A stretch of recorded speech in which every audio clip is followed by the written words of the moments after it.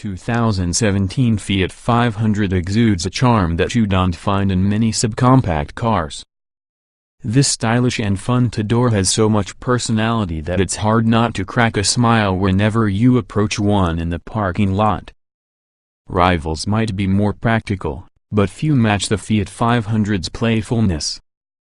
Build and price: TMV registered. Pros: fun and distinctive styling. Returns: good fuel economy when equipped with the manual transmission, surprisingly spacious for two people. Cons: the sunroof severely limits front headroom, base engine is extremely slow, disappointing fuel economy with automatic transmission, poor rear visibility with the convertible's top lowered. What's new for 2017? The 2017 Fiat 500 model lineup has been reduced to just 3 trim levels: Pop, Lounge and Abarth. The turbocharged 1.4-liter engine is no longer available on non-Abarth models, and the 1957 edition package has been discontinued. The 6-speaker Alpine audio system and driver information display are now standard on all trims. Review: when Fiat started selling new cars in the United States again after a 28-year absence, it did so not with the expected mass-market family sedan or crossover SUV but with the 500, a fuel-efficient city car that brought a playful attitude to the normally no-frills subcompact market. 5 years later, the 2017 Fiat 500 doesn't quite have the same newness associated with it, yet it continues to be an interesting option if you're searching for an affordable runabout. We like the Fiat 500 for its stylish looks and easy-to-maneuver nature in urban settings. While the base 500 is painfully slow under heavy acceleration, the high-octane Abarth offers a zippier driving experience. Unfortunately, those seeking something in the middle might be disappointed because the peppy turbo model has been discontinued for 2017. In an effort to slim down the lineup, Fiat has also dropped last year's Easy, Sport and 1957 models, although most of the features included on those trims can be added back in. There's nothing on the road quite like the Fiat 500, but there are a couple like-minded rivals. The Mini Cooper boasts a higher quality cabin, sharper handling and a much higher degree of personal customization possibility, but it's also typically more expensive. The bigger Volkswagen Beetle is also more expensive, but it's a superior option if you want more power and a bigger backseat than the 500 can provide. For greater versatility, you'd probably want to check out a top 4-door subcompact hatchback, such as the Ford Fiesta.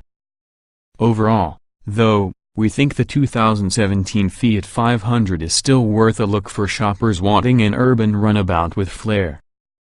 Body styles, trim levels, and options: the 2017 Fiat 500 is available as either a hatchback or a convertible. Both are offered in 3 trim levels: Pop, Lounge and Abarth. An all-electric version, the 500e, is reviewed separately.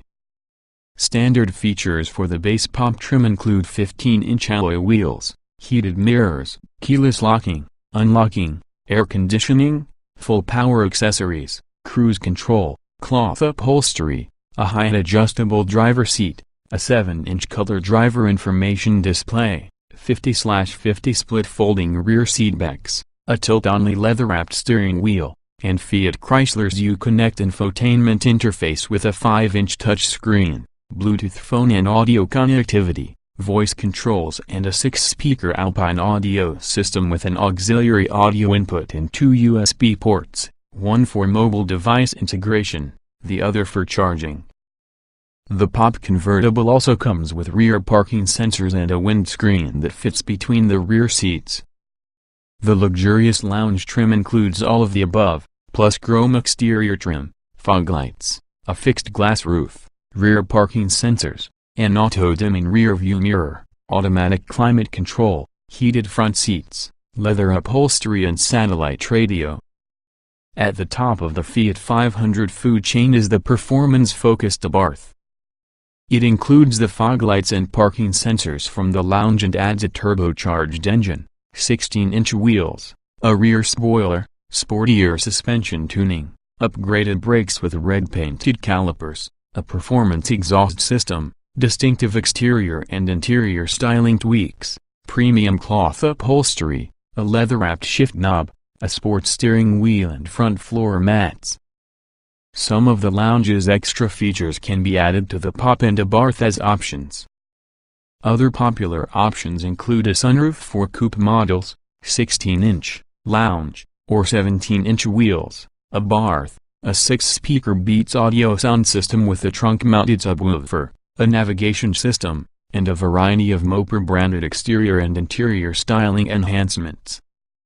Powertrains and Performance 2 engines are available for the 2017 Fiat 500, both of which send power to the front wheels. The Pop and Lounge trim levels receive a 1.4-liter 4-cylinder engine that produces 101 horsepower and 98 pound-feet of torque. A 6-speed automatic transmission is standard. In performance testing, a Fiat 500, with the no longer available manual transmission, went from 0 to 60 miles per hour in 10.4 seconds, a laggardly time for the class. An automatic-equipped 500C was even slower in our testing, needing a sloth-like 12.4 seconds to get to 60 miles per hour. The Fiat 500 earns EPA estimates of 34 miles per gallon combined, 31 city/38 highway, with the manual, but opting for the automatic cuts efficiency to a humdrum 29 miles per gallon combined, 27 city/33 highway.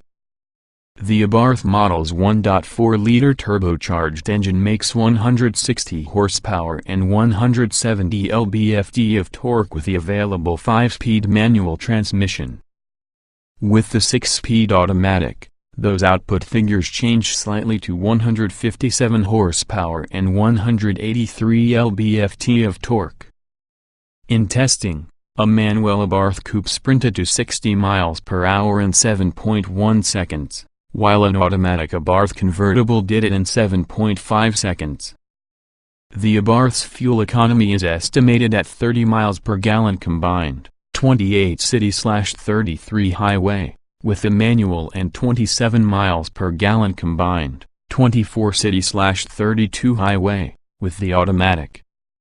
Safety standard safety features for all 2017 Fiat 500 models include stability and traction control, anti-lock disc brakes, hill start assist, a driver knee airbag, front side airbags, side curtain airbags. Rear parking sensors come standard on all versions except the base Pop hatchback. In brake testing, a 500 coupe came to a stop from 60 miles per hour in an impressively short 115 feet, while a 500C lounge needed 124 feet. Disappointingly, an Abarth hatchback needed 123 feet despite its ostensibly stickier summer tires and upgraded brakes, and an Abarth convertible with all-season tires required 125 feet. In government crash tests, the Fiat 500 hardtop received 4 out of 5 stars for overall crash protection, with 4 stars for total front impact protection and 5 stars for total side impact protection. The Insurance Institute for Highway Safety has awarded the 500 coupe its top rating of good in the moderate overlap front impact, side impact, roof strength and head restraint, whiplash protection, tests.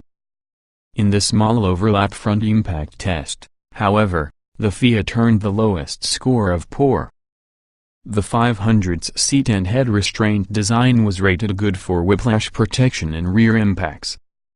Interior design and special features. Much of the 500's interior is a mixed bag. Despite the zippy appearance and colors throughout the cabin, the quality of most materials is subpar. The 500's control layout is also a bit of a mishmash, including on controls for the standard, non-automatic, climate system. We like the Uconnect infotainment system's 5-inch user-friendly menus, though the screen itself is small by 2017 standards. There is ample room in the front seats for taller occupants, but be advised that the tilt-only steering wheel can make finding a comfortable driving position a challenge, and the optional sunroof noticeably reduces headroom. The rear seats for any 500 are pretty much what you'd expect, torture for those older than preschool age, with basically non-existent headroom in the hatchback due to the sloping rear glass. With the rear seat backs up, the hatchback presents a reasonable 9.5 cubic feet of luggage space. Drop the seatbacks and you open up a total of 30.2 cubic feet.